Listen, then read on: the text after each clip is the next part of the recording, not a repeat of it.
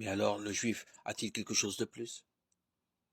Et sa circoncision est-elle utile? Bien sûr, et à bien des égards. Et d'abord parce que les paroles de Dieu lui ont été confiées. Mais que dire, si certains ont refusé de croire, leur infidélité va-t-elle donc empêcher Dieu d'être fidèle? Jamais de la vie.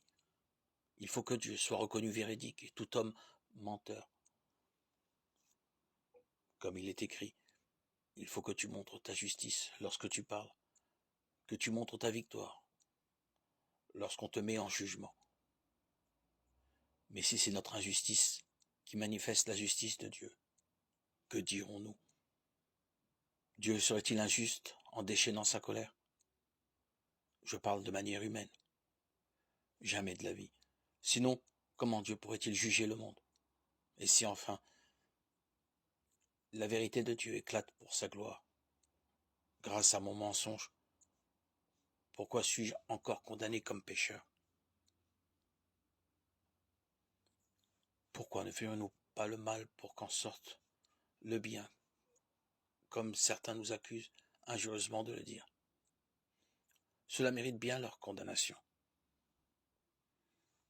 Alors, avons-nous une supériorité?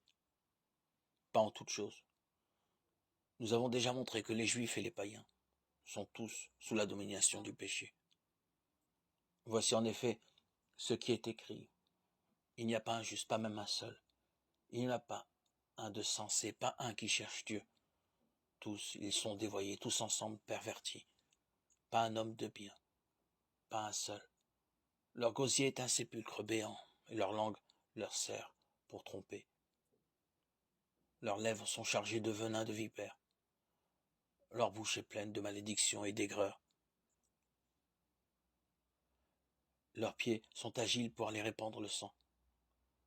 Ruine et misère sont sur leur chemin.